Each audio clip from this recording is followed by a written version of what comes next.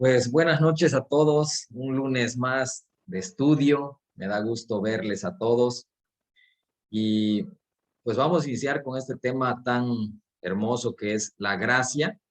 Por ahí alguna vez Silvia preguntó sobre la gracia y bueno, ya no abundamos más en el tema, pero hoy vamos a tocarlo completo, a profundidad, así que si tienes algún comentario, alguna pregunta, eh, yo creo que va a haber tiempo. La presentación es corta, mucha información, pero yo creo que podemos tomar un tiempo al final para poder tener preguntas y respuestas o algún comentario que quieras hacernos. Así que, pues vamos a iniciar. Celina, buenas noches, hermana. Un placer tenerla por acá. Y estábamos dando por ahí algunos minutos para que se conectaran. Perfecto, bueno, la gracia, un tema bastante hermoso en el cual vamos a abundar hoy en esta noche. Y vamos a iniciar con una oración, ¿qué les parece? Vamos a orar, pedirle al Espíritu Santo que nos enseñe, que nos abra las escrituras y podamos nosotros comprenderlo en plenitud. Padre nuestro, en el nombre de tu amado Hijo Jesús, hoy nos acercamos a esta enseñanza, Señor, a este tema precioso que es la gracia. Hoy sabremos a qué se refiere la gracia, qué dice tu palabra acerca de la gracia.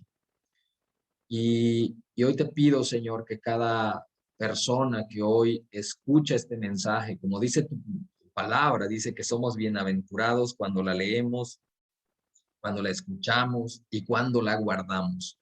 Y hoy, Señor, oro que estas personas preciosas que hoy se están conectando y sumando a esta lección puedan tener esa experiencia de ser bienaventuradas, que deciden leerla, oírla y guardarla. Te entregamos este tiempo en el nombre de Jesucristo. Amén. Bueno, vamos a empezar con una preguntota. Y la pregunta es, ¿qué es para ti la gracia? Entonces, no quiero usar la dedocracia, quiero decirles, ¿quién quiere participar? Si no, vamos a empezar a pedirles que participen. Pero ¿quién le gustaría responder a esa pregunta? ¿Qué es para ti la gracia? Pues para mí es algo que no merezco, ¿no? Es algo que se me otorga, pero sin merecerlo. Wow, bien. Recuerden que no hay respuestas así de malas ni buenas. Estamos participando todos y es un aprendizaje para todos.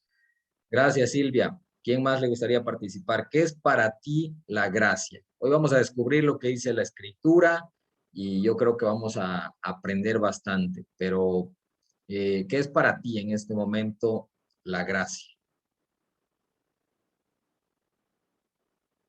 ¿Quién le gustaría participar? Dos personas más y entramos de lleno. La gracia, podría ser como un milagro, la gracia de Dios que tuvo con nosotros. Iker, muchas gracias. ¿Quién más? Una persona más. ¿Quién le gustaría participar? ¿Qué es para ti la gracia? Un favor, una consideración. Ok, Ileana. Excelente, Ileana, muchas gracias.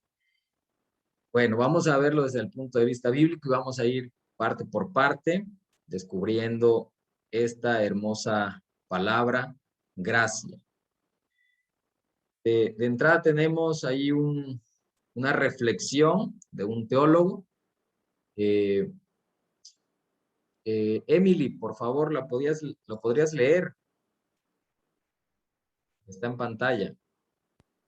Ok, la gracia es inmerecida, no es algo que se pueda ganar por medio de méritos. La gracia es algo dado libremente por Dios. Ok, muchas gracias. Entonces tiene estas cualidades de entrada, ¿no? La gracia es inmerecida, como nos decía Silvia e Iliana. La gracia es inmerecida y no lo podemos ganar. No hay algo que nosotros podamos hacer para ganar esa gracia, ¿sí? Y también es algo dado libremente por Dios. Entonces, vamos a ver en dónde podemos nosotros encontrar el significado de la gracia. Como primer punto, bueno, dice que la gracia es el favor inmerecido de Dios hacia los hombres, sin embargo, también significa el poder capacitador de Dios. Ahí hay dos cosas importantes que descubrir sobre la gracia. Es un favor inmerecido de Dios hacia los hombres, pero también es una capacitación, es el poder que Dios nos da para capacitarnos para su obra. Desde esas dos puntos podemos nosotros entender la gracia. Dice, su gracia no solo nos hace aceptos en la familia de Dios, sino que también provee el poder que necesitamos para vivir la vida cristiana. Entonces, lo primero que hace la gracia hacia nosotros es que nos hace aceptos en el amado, nos hace aceptos en su familia. Dios no necesita de nosotros, pero hay una pasión de Él hacia la humanidad que Él formó para sentarnos a su mesa, para hacernos participantes de su naturaleza, para hacernos participantes de su familia. Y yo creo que Él da el primer paso siempre para que nosotros podamos acercarnos a Él. Siempre Él es el que está deseoso de que le conozcamos, toca nuestra puerta, y eso es gracia. Cuando nosotros nos encontramos con el Señor, es porque Él propició ese encuentro, porque nos ama celosamente, porque desea una relación con nosotros, y Él empezó a mover todo lo que había a nuestro alrededor para que pudiéramos tener ese encuentro con Él. A eso le podemos conocer como gracia. Y luego nos capacita para que podamos cumplir con el objetivo. Porque honestamente, cuando nosotros empezamos a comprender cuál es el plan de Dios, que no tan solo es la redención, que no tan solo es limpiarnos de nuestros pecados, que no tan solo es salvarnos, sino colocarnos en un reino que no está en su plenitud en este momento, un reino que no es visible en este momento, pero que Jesús dijo, el reino de los cielos se ha acercado. Y para ese reino es que Él nos ha creado para que habitemos con Él. Todo eso hay infinidad de capítulos y versículos que nos hablan de ese reino.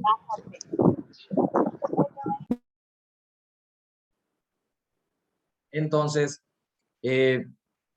¿cómo entramos nosotros a ese reino ya cuando somos limpiados, ya cuando la gracia se derramó sobre nosotros y ya dimos pasos de creer en Jesús, ya dimos paso para el bautismo, ya dimos paso para caminar con Él y decimos, de ahora en adelante queremos estar contigo? Bueno, ahí viene gracia sobre gracia, por eso dice la palabra, porque ya viene la gracia que te da el poder capacitador para llevar a cabo las cosas que en tus fuerzas serían totalmente imposibles.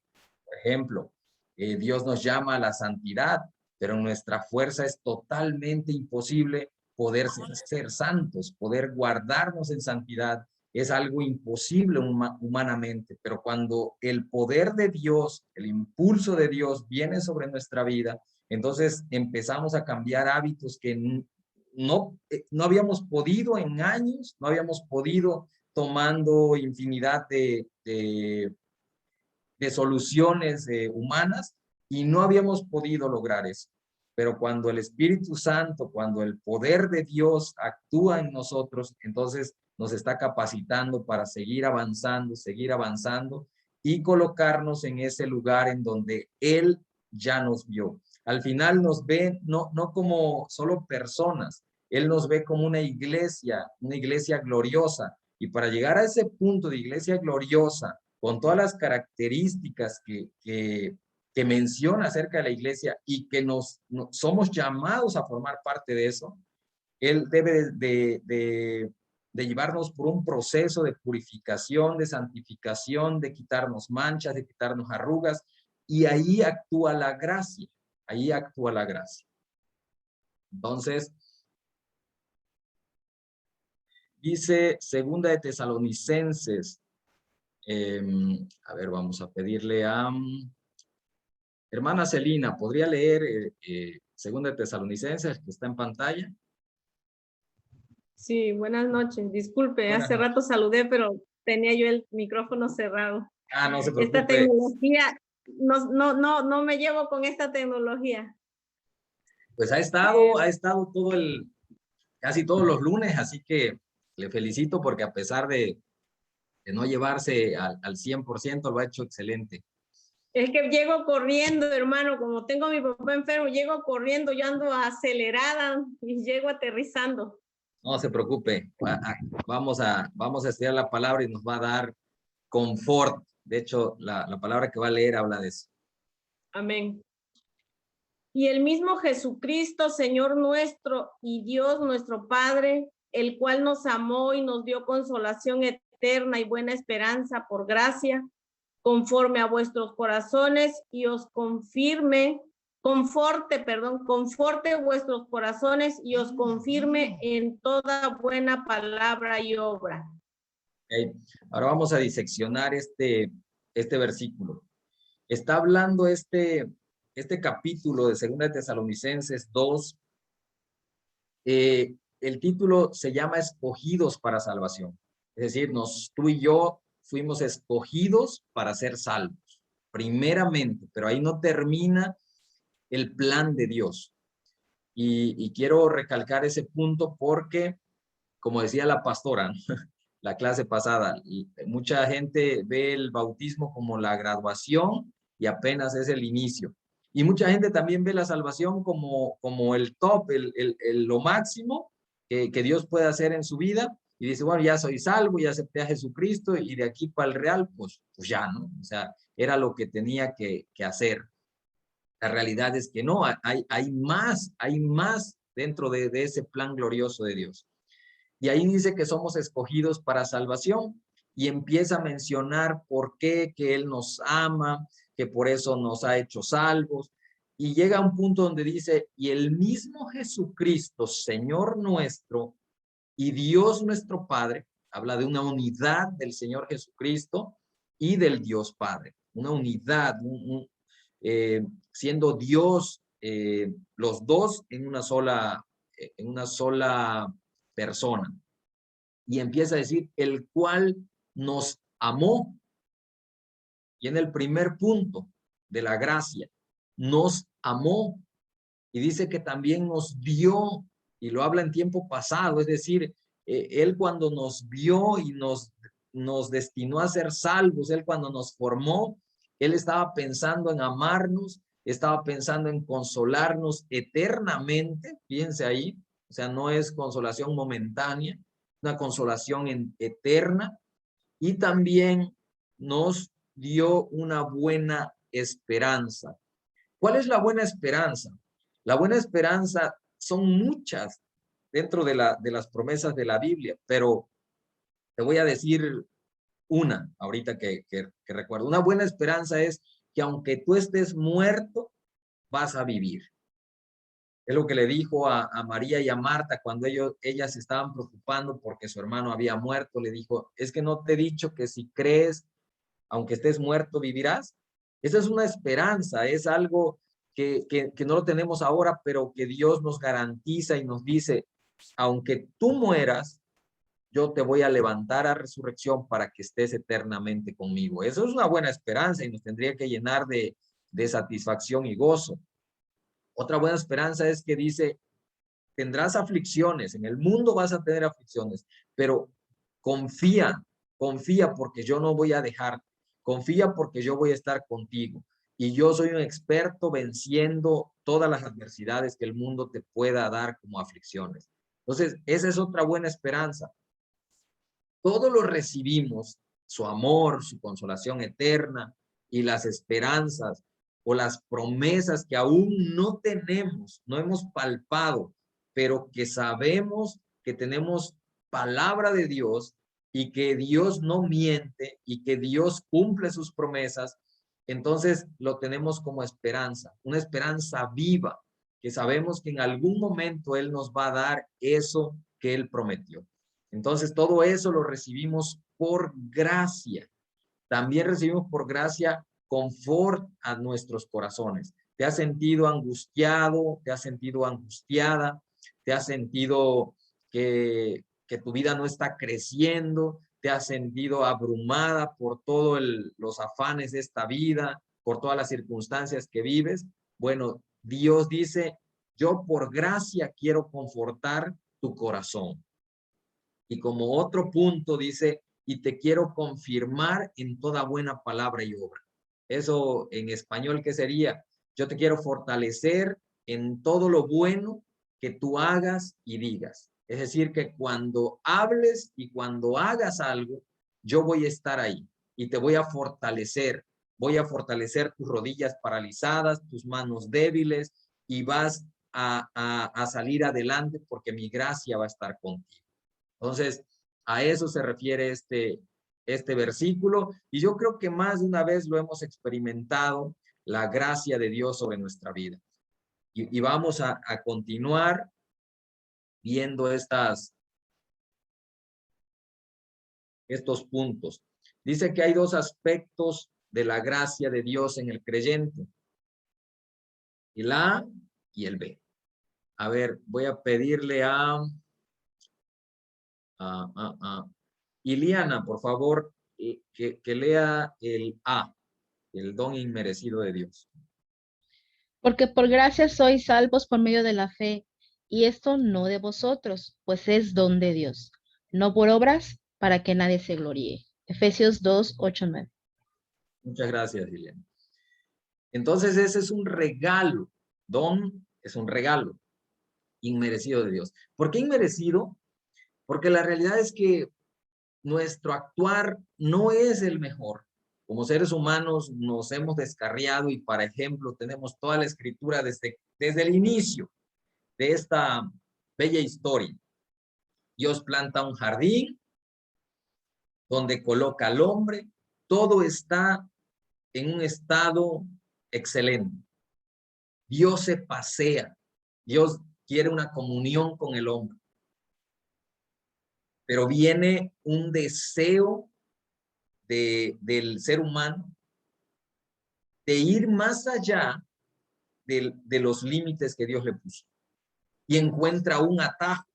Y digo un atajo porque al final Dios, cuando nos pone límites, es porque dice, para este momento no es. Yo te lo voy a dar. Y cuando llegamos a Apocalipsis y vemos que Él nos va a dar el árbol de la vida, dice, al que venciere le daré de comer del árbol de la vida. Simplemente lo que Satanás le mostró a Eva fue un atajo, diciendo, mira, vete por acá. Dios te dijo que no era tiempo, pero hazlo. Dios te dijo que en este momento no, pero hazlo. Y desde ahí vemos que el ser humano se rebeló en su naturaleza, se rebeló al plan que Dios tenía, un plan perfecto, un plan hermoso. Y entonces, desde ese punto vemos cómo Dios, por su gracia, cubre su vergüenza, sacrificando a un animal que no tenía culpa y los cubre de su vergüenza y de su pecado, su falta. Entonces, cuando vemos este punto, que es un regalo inmerecido de Dios, es que realmente el ser humano no merece que Dios nos perdone. No merece que haya muerto Jesucristo para que nosotros seamos salvos. A eso se refiere. Es la gracia de Dios que corre hacia cada ser humano a decirle y a gritarle a los cuatro vientos, mira, yo he hecho un sacrificio en donde cuando inició la historia, el ser humano se corrompió, entró la muerte, entró el pecado y Satanás se enseñoreó. Pero mira, tengo gracia y ahora tienes la oportunidad de ser reconciliado, de obtener la salvación a través de la gracia. Muchas veces hemos malentendido un texto que ahorita vamos a, bueno, precisamente, hay más, pero vamos a usarlo. Luego decimos, bueno, es que la salvación es por fe, pero vamos a leer bien esto que dice, porque por gracia sois salvos. Sí, la fe está involucrada por medio de la fe, pero si Dios no nos extendiera su gracia, nadie podría tener la fe suficiente para poder ser salvo. Entonces es Dios el que da su primer paso, es el que lleva todo a cabo, es el que entrega todo lo necesario, todos los elementos que requerimos para reconciliarnos, para de nuevo lograr la salvación. Él es el que lo coloca, Él es el que nos los da, y nosotros simplemente tenemos que creer en ese hermoso sacrificio, en esa reconciliación que nos ofrece a través de Jesucristo. Dice, esto no es de ustedes, o sea, ustedes no lo pueden conseguir, pues es un regalo de Dios. No es por obras para que nadie se gloríe. Si nosotros pudiéramos alcanzar la salvación por nuestros propios esfuerzos, entonces el sacrificio de Cristo no tendría razón de ser. O sea, quedaría invalidado, quedaría inservible si nosotros pudiéramos alcanzar la salvación por lo bueno que somos. Entonces, vamos al siguiente punto, al B, como poder capacitador de Dios. Vamos a pedirle a Alan, por favor, ¿nos puedes leer el B? Sí, claro. Dice, poder capacitador de Dios, en amor habiéndonos predestinado para ser adoptados hijos suyos por medio de Jesucristo, según el puro afecto de su voluntad, para alabanza de la gloria de su gracia, con la cual nos hizo aceptos en el amado. Efesios 1, del 4 al 6. Gracias, Alan. Entonces dice que es el poder capacitador, que ya estábamos hablando de esos dos puntos. Dice, en amor habiéndonos predestinados para ser adoptados hijos suyos por medio de Jesucristo. Aquí es la importancia de Jesucristo. La gracia y Jesucristo están casados. La gracia y Jesucristo es, yo me atrevería a decir, uno solo. No podemos sacar la gracia sin tener a Jesucristo, porque precisamente la gracia se materializa a través del sacrificio de Jesús. Entonces, nosotros somos hijos de Dios por medio de Jesucristo. Qué tremendo que en este tiempo Jesús es puesto en tela de juicio de que si es Dios o no es Dios, de que si vino a la tierra o no vino a la tierra, de que si resucitó o no resucitó. Porque como dice Juan, el Evangelio de Juan, en capítulo 3 dice, el que cree en el Hijo es perdonado, pero el que rehúsa creer en el Hijo ya es condenado. No hay forma de que sea salvo. Y este tiempo hay una corriente de idea en donde lo grita y dice, vamos a poner en tela de juicio si Jesús realmente es Dios y si Él puede salvarme y si Él resucitó. Es una estrategia del enemigo, es una estrategia del diablo para sacar a muchos de la salvación. Y en este tiempo estamos viendo mucha gente dudando ahora de la deidad de Jesucristo. Entonces, cuando leemos nosotros la Escritura, nos deja claro que la gracia, la salvación, solo la podemos obtener a través de Jesús. Dice que es según el puro afecto de su voluntad, para alabanza de la gloria de su gracia, con la cual nos hizo aceptos en el amado. Somos aceptados a través de su gracia gloriosa, es digna de alabar su hermosa gracia. Entonces, vamos a continuar. Mm,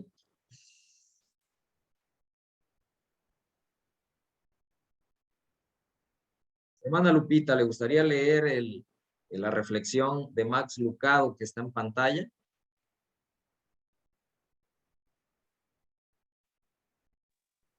Buenas noches, sí, hermano. Por favor, hermano. ¿Me escuchan? Sí, sí, la escuchamos muy bien. Adelante. La gracia de Dios trae consigo algo que empapa, es algo desenfrenado que viene tras nosotros. La gracia es la voz que nos incita al cambio y que luego nos da el poder para llevarlo a cabo. Max Lucado. Eso lo vemos en la vida de muchas personas a través de la Biblia. Es el amor furioso de Dios que llega a una persona y tal vez lo has vivido tú en tu vida propia. Cómo el amor de Dios llega así furioso con todo a tu corazón y empiezas a sentir algo por Cristo. Empiezas a aborrecer el pecado, empiezas a desear tener una comunión con Él. Pero como les decía, luego viene el tema de cómo lo hago, cómo vienen esos cambios. Bueno, ahí es donde viene la capacitación y lo vemos en muchos personajes de la Biblia. Algo que se viene a la cabeza es ahorita el apóstol Pablo. El apóstol Pablo andaba fuera de los caminos de Dios, pero la gracia de Dios lo alcanza. Y Dios mismo, Jesucristo, se le presenta y le muestra quién es Él. Y le recluta de tal manera que Él no puede resistirlo. Él cae rendido ante Jesucristo. Y luego le da todos los elementos y le da la dirección correcta para que Él pueda llevar a cabo aquello para lo cual lo reclutó. Y así es con nosotros. Somos salvos y luego Él nos da las herramientas, los elementos para que nosotros nos convirtamos en las personas, en la iglesia que Él desea.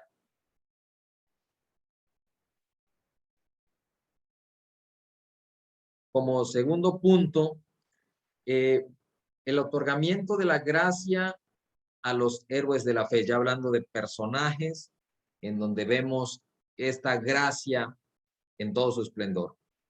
Dice, comenzaron con una vocación a Dios, permitieron que la gracia de Dios operara en ellos, conscientes de su debilidad e incapacidad, aun cuando se sentían débiles, aun cuando estaban conscientes que que no tenían lo necesario para llevar a cabo lo que Dios les estaba pidiendo. Aún así ellos abrazaron la gracia y cumplieron el propósito de Dios en sus vidas. Entonces vamos a tocar algunos personajes que experimentaron esa gracia. Tanto que fueron reclutados, tanto que Dios les mostró quién era, tanto que Dios les derramó su amor, pero como también les dio una asignación y los capacitó para llevar a cabo algo que Él les estaba pidiendo. Entonces, como el primer personaje, vamos a ver la gracia en la vida de Moisés. Y bueno, eso está en Éxodo 3, del 11 al 13. Entonces, te voy a pedir que vayas ahí a tu Biblia, Éxodo 3, del 11 al 13.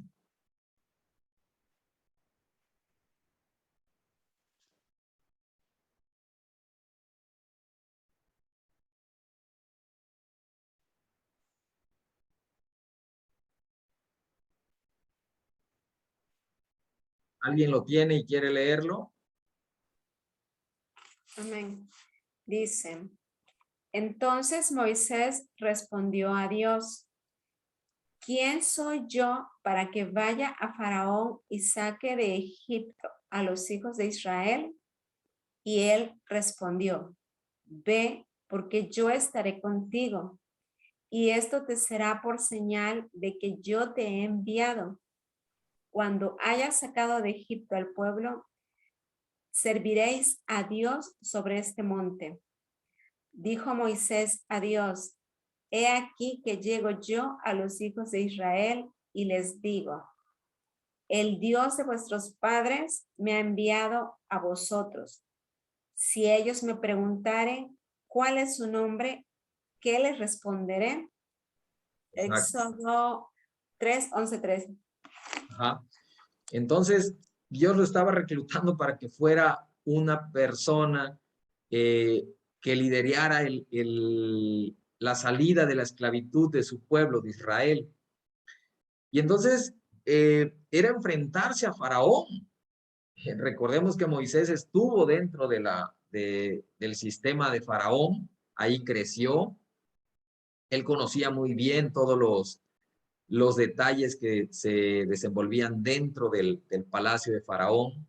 Él conocía el poderío de Faraón, conocía también qué podía hacer en contra de sus enemigos. Y eso lo llenó de temor, de tal manera que dijo, bueno, o sea, ¿quién soy yo? ¿Por qué me escoges a mí?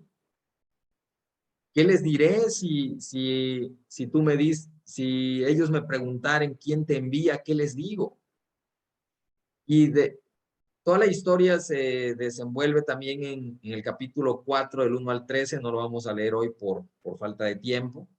Nos llevaría algo de tiempo para ver los otros personajes también. Pero en ese capítulo, él empieza a dar sus excusas humanas y le empieza a mencionar que él no es bueno para hablar, que si no puede escoger a otro. Está diciéndole que aunque vaya y o sea, haga caso y vaya ante Faraón y les diga, deja ir a este pueblo, dice, de por sí no me van a hacer caso y los hijos de Israel no me van a creer. Y eso es en base a su experiencia. Y muchas veces así estamos en nuestra vida. ¿Cuál era la experiencia de Moisés? Pues Moisés un día, estando en el palacio todavía de Faraón, porque creció ahí como hijo de la hija de Faraón, entonces él vio un día que un egipcio estaba maltratando, esta historia ya te la debes saber, estaba maltratando a un israelita y él va y ataca al egipcio y termina matándolo, ¿no? Entonces al otro día dice que vuelve a salir y ve a dos israelitas discutiendo, él va con los dos israelitas y quiere hacer las paces y quiere que dejen de discutir y uno de ellos le dice, ¿y qué si no lo hago? ¿Piensas matarme como mataste al egipcio? Entonces él se da cuenta que lo habían descubierto y él por temor huye de ese lugar, ¿sí? Huye herido, huye diciendo, yo quería hacer algo bueno, pero no lo pude hacer. Y ahí se refleja mucho, hay veces, cómo nosotros queremos hacer las cosas, porque él deseaba esa liberación de Israel. Él precisamente se movió a defender al israelita que estaba siendo atacado por el egipcio, porque él no quería ver a su pueblo oprimido. Él cuando fue grande, él supo que no era hijo de la hija de Faraón, supo que su pueblo era el hebreo, y él sentía compasión por eso, pero intentó hacerlo a su manera, en sus fuerzas humanas, con su conocimiento humano y sin tomar en cuenta a Dios. Y resultó muy mal. Tuvo que salir huyendo de ese lugar. Y entonces esa mala experiencia, cuando Dios empieza a llamarlo y le dice, te he elegido para que tú seas el libertador de Israel, pues él no se la cree, porque la mala experiencia le dictaba que él iba a fracasar nuevamente y nadie quiere fracasar dos veces, nadie quiere tropezar con la misma piedra. Y ese fue el caso de Moisés y entonces le empieza a decir todas sus excusas que puede tener en la mano y decirle, mira, Dios, yo no califico por esto, yo no sé hablar, mejor envía a otro, ¿quién soy yo? No soy nadie, o sea, no me van a creer. Pero Dios le dice algo importantísimo, le dice, no te envío yo. Ahí era diferente, ahí Dios iba con él. Y me encanta porque Moisés entendió cuál era el secreto de sus éxitos. Por eso, más adelante, cuando él ya decide ir y ya lleva al pueblo, me encanta porque hay una parte donde dice, si tú no vas conmigo, yo no quiero ir a ningún lado. Él, después de que no quería ir, se hizo un íntimo de Dios, lo conoció y él ya no quería dejarlo ir. Él ya no quería apartarse de su presencia. Él no quería ir solo a ningún lado, porque ya había entendido que con Dios sí se puede, que la gracia de Dios lo acompañaba y entonces él podía convertirse en ese libertador que en sus fuerzas no podía. Y es un gran ejemplo porque a lo mejor en nuestra vida eso nos ha sucedido. Hemos querido vencer ciertas áreas de nuestra vida, ciertos hábitos, y tal vez hemos fracasado y en el intento decimos, ay, ahora Dios me está diciendo que con él sí voy a poder, pero mira, ya lo he intentado 1, 2, 3 y he fracasado. Pero Dios te dice, no, pero ahora estás conmigo. Ahora es diferente porque yo ya estoy en esta ecuación y el resultado va a ser diferente. Entonces, si tienes oportunidad, lee todo el capítulo 4 de Éxodo y ahí te va a informar de todo lo que te estoy diciendo. Y fue solo con la gracia de Dios que Moisés sacó a los israelitas de la esclavitud. ¿Vale? También vemos la gracia en la vida de Gedeón. Y ahí también tenemos un gran pasaje. Son Jueces capítulo 6, del 1 al 24. No lo vamos a leer tampoco, porque si no se nos alargaría. Pero te cuento rápido la historia. ¿Qué pasaba con los israelitas? Estaban en una situación precaria.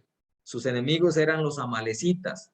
Y los amalecitas eran como langostas, dice la Biblia, que ellos iban en gran número a donde estaban los israelitas y le quitaban los sembradíos, se adueñaban de sus ganados y hacían, o sea, toda la comida que ellos habían cosechado o habían sembrado, todos los animales que ellos habían criado, se los quitaban y entonces gran calamidad venía sobre los israelitas.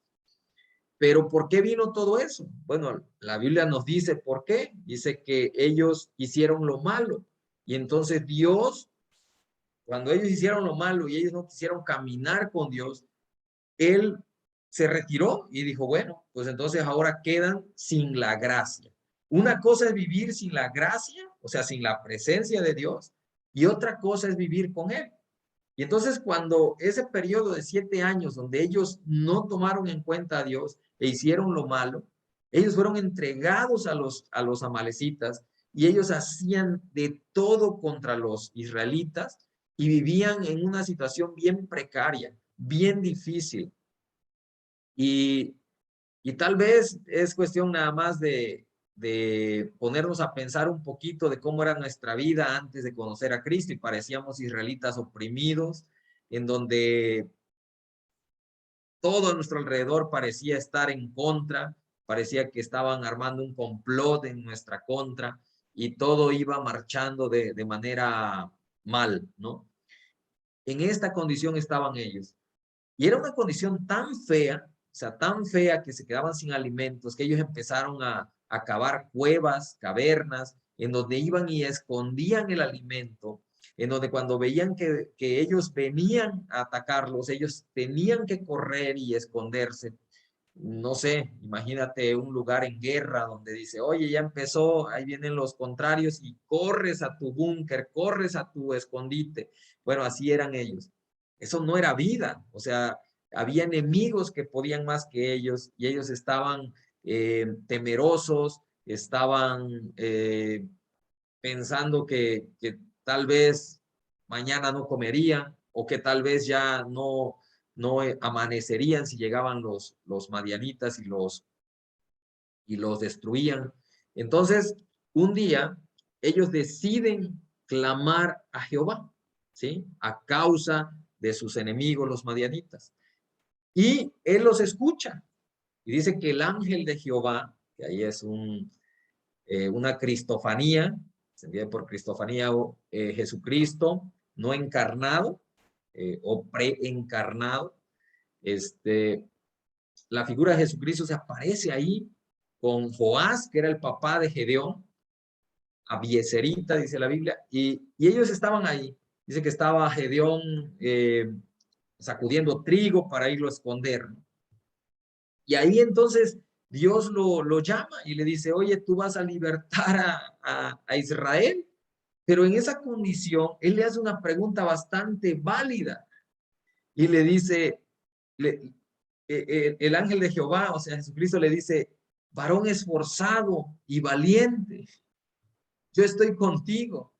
Y Gedeón le responde diciendo, bueno, es que si tú estás conmigo, ¿por qué nos acontecen todas estas cosas? Y no sé si alguna vez tú le has preguntado a Dios de esa manera. Oye, pero si tú estás conmigo, ¿por qué nos acontecen todas estas cosas?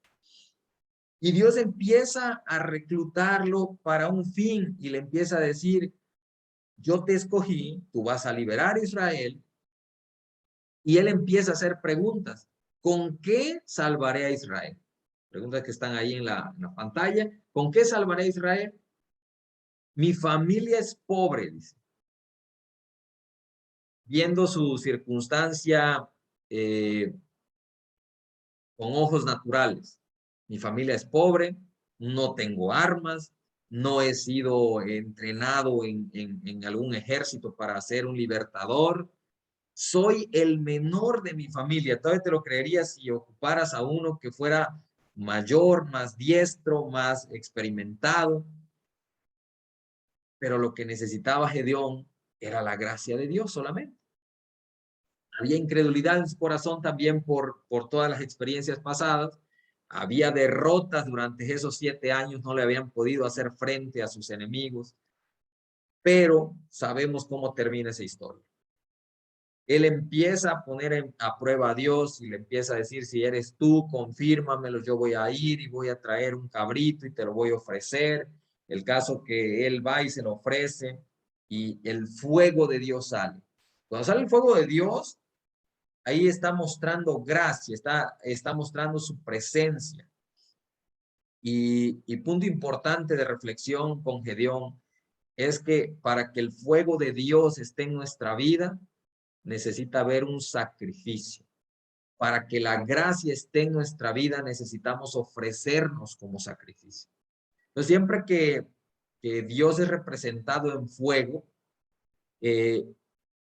sobre todo cuando se ofrecía una ofrenda, Él venía con fuego. Recordemos cuando Elías, recordemos cuando Abraham, recordemos con cada persona que ofreció un sacrificio, hubo fuego del cielo y eso representaba la presencia de Dios, que Dios estaba dándole favor, y eso es parte de la gracia, es favor de Dios para con esa persona.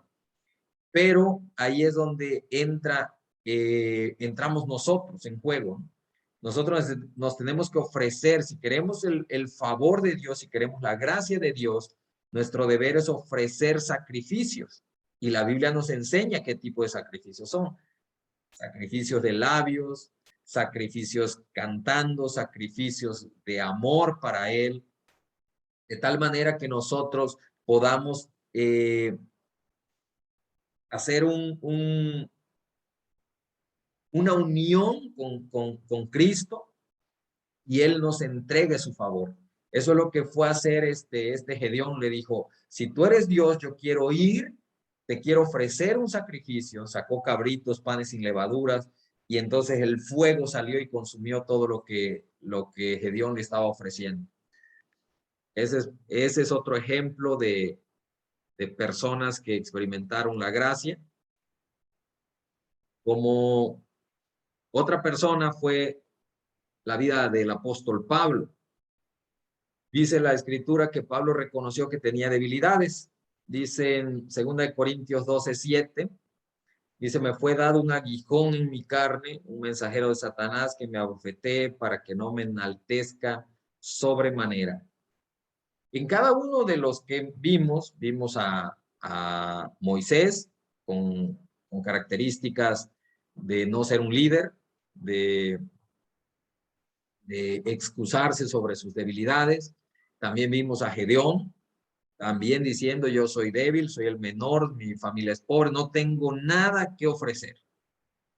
Y el apóstol Pablo hay un versículo muy sonado que luego hemos usado para orar, para aprenderlo, para memorizarlo, que dice, bástate mi gracia, dice 2 Corintios 12:9.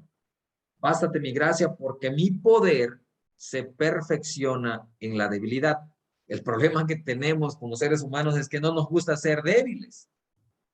Queremos ayudar a Dios en lo que tiene que hacer, en lo que quiere convertirnos, y así no actúa la gracia. La gracia de Dios actúa cuando nosotros nos quebrantamos, porque más que desear Dios un corazón que se esfuerza, quiere un corazón que se quebrante. Cuando el corazón es quebrantado y cuando nosotros reconocemos nuestra debilidad y que solo podemos hacer las cosas a través de su gracia, a través de que Él nos capacite, a través de su Espíritu Santo, es ahí cuando empieza a actuar. Pero cuando nosotros creemos que todavía podemos hacerlo y que todavía nos quedan fuerzas y que todavía creemos poder solos, entonces ahí la gracia no entra al 100%, porque creemos todavía que parte de nosotros puede. Tenemos que abandonarnos y tenemos que reconocer que no podemos para que la gracia de Dios repose sobre nuestra vida y nuestra debilidad, Él actúe con poder en esas áreas. Es lo que le pasó al apóstol Pablo. Entonces, ahí vemos otro tipo de gracia. Como sexto punto, dice, la gracia de Dios es liberada sobre nuestra vida. La respuesta de Dios a nuestra fe es su gracia, su poder capacitador, el cual hace que obtengamos la victoria en cada situación. En la presencia de Dios, en desafío a Satanás, Jesucristo se levanta en nuestra defensa. Siempre va a ser así. Siempre que tengamos luchas, pero nosotros reconozcamos que no podemos y que nos abandonemos a Dios, que nos entreguemos en los brazos de nuestro Señor, en ese momento Dios va a empezar a actuar. No cuando nosotros todavía tenemos soberbia, cuando nosotros todavía tenemos, yo puedo hacerlo, a ver si yo lo puedo resolver. Lo mejor que nos queda es clamar a Dios. Más de una vez la Escritura nos muestra cómo los israelitas hicieron lo malo y fueron entregados a enemigos. De hecho, profecías donde Jeremías le decía, si ustedes no se vuelven a Dios, si ustedes lo han dejado, si ustedes siguen adorando a dioses falsos, va a venir un pueblo, los va a tomar cautivos y se los va a llevar a otra región. Y así sucedió cuando fue Nabucodonosor de Babilonia, así fue cuando fue Ciro de Persia. Y se cumplían las promesas, las profecías que Dios mandaba a través de sus profetas. Pero bastaba un clamor de ellos. Cuando ellos clamaban, Dios les levantaba un libertador. Y de nuevo salían a victoria. Pero de nuevo otra vez caían en una etapa donde cada quien hacía lo que quería y otra vez quedaban estancados, otra vez eran llevados cautivos. Y así por toda la historia de la Escritura, desde que empieza la liberación allá en Éxodo, vemos a través de la Escritura, vienen jueces, vienen los reyes, y vemos todo eso, crónicas, todo eso nos narra de cómo los israelitas abandonaban a Dios, pero bastaba un clamor para que Dios viniera a su rescate. Y cuando nosotros clamamos y decimos, Dios, no podemos, ahí empieza a actuar la gracia. La gracia que no mereces porque ya de antemano estás en esa condición porque abandonaste a Dios, a eso se le llama gracia, porque Él va corriendo, está un clamor de ti, Él va corriendo y te libera y te vuelve a colocar. Esa es la bendita gracia. Te vuelve a colocar al lugar que te corresponde como hijo de Dios, como heredero de Dios, como coheredero con Cristo, como un pueblo que tiene promesas, que es un reino de reyes y sacerdotes. Ahí es donde nos coloca. ¿Lo merecemos? No, porque abandonamos a Dios, pero cada vez que nosotros clamamos a Él y decimos, no puedo solo, Dios viene a nuestro rescate y esa es la bendita gracia.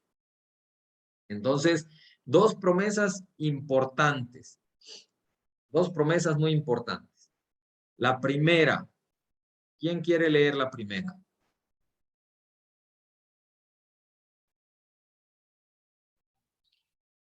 Bueno, vamos a usarla. Bueno, tenemos pleno acceso al trono de la gracia. Acerquémonos pues confiadamente al trono de la gracia para alcanzar misericordia y hallar gracia para el oportuno socorro. Hechos 4:16. Es Hebreos. Hebreos. Hebreos 4:16. Ajá. Gracias. Fíjense qué promesa tan preciosa, ¿eh? Dice, acerquémonos confiados al trono de la gracia. ¿Cómo podemos entrar nosotros hasta el trono de la gracia? Esto es reflejado, representado. En el Antiguo Testamento había lugar santo y lugar santísimo, donde nadie podía entrar hasta el lugar santísimo, salvo el sacerdote, y a través de la sangre. Esa representación allá del Antiguo Testamento se materializa totalmente, pero ya no a través de un animalito sin defecto, es a través del sacrificio perfecto, una vez y ya para siempre. Ya no necesitamos más sacrificio para entrar hasta adentro, entrar hasta el trono de la gracia, entrar hasta el lugar santísimo. Tenemos ese acceso, porque Jesucristo nos dio ese acceso. Entonces podemos entrar confiados. Ya no llevamos sangre de machos, cabríos, ni de toros. La misma escritura dice que si esa sangre de toros y de machos cabríos quitaban el pecado momentáneo, cuánto más la sangre de Jesucristo. Entonces, por eso es que podemos entrar confiados. Y ahí caemos de nuevo. ¿Qué tiene que ver esto con la gracia? Precisamente es por eso. No es algo que nosotros tengamos, no es algo que nosotros hayamos logrado, por lo cual podemos entrar y hablar con Dios, con el Padre. No es algo que nosotros hayamos alcanzado. Es a través del regalo de Jesucristo que nos permite entrar hasta ahí y de manera confiada. Y cuando entramos ahí podemos alcanzar misericordia. ¡Qué belleza! Porque lo podemos hacer cada día. Es un regalo, la gracia está a un clamor de que cada día tú digas, Señor, necesito tu gracia, necesito que me capacites, necesito que tú me digas quién soy para ti, cuál es el plan que tú tienes. Y yo no lo puedo alcanzar solo o sola. Yo necesito que tú me des gracia. Y podemos ir ahí y vamos a alcanzar misericordia. Y vamos a hallar gracia. Si estamos pasando por una dificultad, Él promete que nos va a socorrer. Él promete que va a estar con nosotros y nos va a sacar de ese bache. Esto es precioso, es una promesa buenísima para orarla cada día y para estar consciente de quiénes somos y de quién es Él para nosotros. La otra, ¿quién me quiere leer la 2? Yo. La segunda promesa. Yo, hermano. Adelante, hermanita. Dios es poderoso. Y poderoso es Dios para hacer que abunde en nosotros toda gracia, a fin de que teniendo siempre en todas las cosas todo lo suficiente, abundéis para toda buena obra. Eso está precioso. Dios es poderoso. Él es capaz de hacer abundar en nosotros toda gracia. Y aquí viene una reflexión. Yo creo que si nosotros no tenemos toda gracia, nunca vas a tener todo lo suficiente. Siempre vas a sentir como que te falta algo. Aún tengas todo lo terrenal.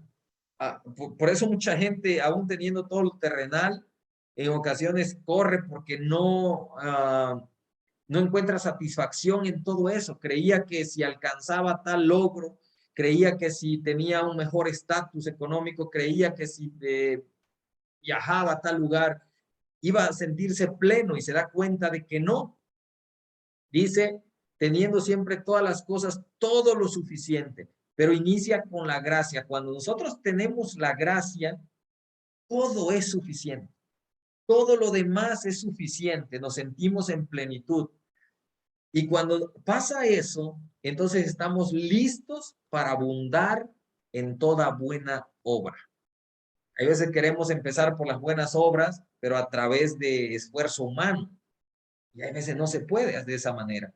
En ocasiones nos dejamos mover simplemente por emociones, por lo que hay en nuestro corazón engañoso, pero cuando la gracia de Dios está sobre nosotros, vamos a sentir que tenemos todo lo suficiente y por lo tanto vamos a abundar en toda buena obra. Ahora, lo bueno de todo esto es que Dios es poderoso y quiere darnos toda gracia, todo lo suficiente para que abundemos en toda buena obra. Y habla de toda, todo, los tres todos. Ahora, estamos finalizando. Este versículo es para memorizar. Dice, es como con el que empezamos hace rato, porque por gracia somos salvos. No es por otra cosa, hermano. Hermana, hermano, no es por otra cosa. Es por la gracia que no merecemos. Eso nos lleva a creer en Jesús por medio de nuestra fe. ¿Cómo accedemos a esa gracia? Es por medio de la fe. Cuando nadie puede acceder a la gracia si no es por la fe. Dice que el que se acerca a Dios debe de creer que Él existe y que es galardonador de los que le buscan. Eso es fe. O sea, mira, uno demuestra su fe cuando cada mañana decide ir y apartar un tiempo para Él, o cada noche, o cada, no sé, que tengas determinado en tu agenda. Yo les invito a que sean intencionales. O sea, últimamente he hablado de este tema con algunos amigos y le digo, mira, si no encuentras un tiempo para estar con Dios, pregúntate si tienes fe. Primero, ¿no? Porque si yo sé que Él es galardonador cuando yo le busco, pues yo voy a correr allá. Oye, pero es que no puedo correr porque me siento indigno. No, la Biblia dice que ya tenemos acceso confiadamente si tenemos fe en el Señor Jesús, porque Él abrió el velo y podemos entrar confiadamente. Vamos a hallar misericordia, socorro, galardones. Podemos hacerlo, pero tenemos que ser intencionales. Si no tenemos un horario en el cual lo vayamos a hacer y luego empezamos a ver, no, pues es que ya se me fue el tiempo, pues es que no le dedicaste el tiempo específico, no lo anotaste dentro de tu agenda. Ser intencional es decir, es como comer, ¿no? La gente dice, bueno, yo voy a comer a las 2 o 3 de la tarde y apartas ese tiempo para comer. Voy a trabajar de tal hora a tal hora y apartas ese tiempo para hacer eso. Voy a llamar a mi mamá de tal hora a tal hora y apartas ese tiempo. Con Dios es lo mismo. Tienes que ser intencional y decir, en este horario es que lo voy a hacer. Porque Él tiene galardones para mí. Entonces ahí se muestra, dice que el que se acerca a Dios tiene que creer que Él existe y que es galardonador de los que le buscan. Entonces cuando yo quiero la gracia, lo único que puede hacer que la gracia venga a mi vida es un corazón quebrantado, un corazón necesitado, alguien que va y cree que Dios está ahí para galardonarme, para hablar conmigo, para recompensarme y que Él me ama y que Jesucristo ya hizo todo para que yo pueda entrar confiadamente. Y entonces voy a empezar a experimentar la gracia, nunca siendo autosuficiente, nunca diciendo, pues es que pues yo no necesito. Y cada vez que nosotros no tomamos ese tiempo para depender de Dios, para decirle, yo dependo de ti, estamos como siendo autosuficientes diciendo, bueno, pues hoy me las arreglo solo, ¿no? O sola. Y entonces la gracia de Dios, pues no se hace visible en tu vida o está Dios deseando estar contigo. Su presencia quiere ir contigo. Pero si tú no lo anhelas y no lo invitas a formar parte de tu día a día, tal vez sientas que la gracia no te acompaña, que la presencia de Dios no va contigo. Pero ese es un punto que tenemos que reflexionar y en nuestro día a día tenemos que apartar esos tiempos para experimentar la gracia. Terminamos con esto. Nuestros méritos no merecen nada. En serio, nuestros méritos, hay un versículo que dice que todo lo mejor que nosotros podamos hacer de obras son como trapos de inmundicia. O sea, realmente no hay algo que le agrade a Él si no es un corazón contrito y humillado. Eso sí no lo va a despreciar. O sea, si nosotros llegamos con ese corazón entregado diciendo, Dios, yo solo dependo de ti, entonces es la manera en la que vamos a experimentar el poder de Dios. Soy débil, experimentamos poder en esa debilidad. No puedo solo y experimentamos la compañía de Dios diciendo, yo estoy contigo. Estoy contigo y no te voy a dejar. Te voy a hacer un vencedor en todas esas áreas. Pues así concluimos el tema de la gracia. Espero que haya habido revelación a tu vida. Espero que esto haya traído nueva luz, nueva información. Y bueno, abrimos el tiempo. Voy a dejar hasta aquí la grabación. Dejar hasta aquí la grabación.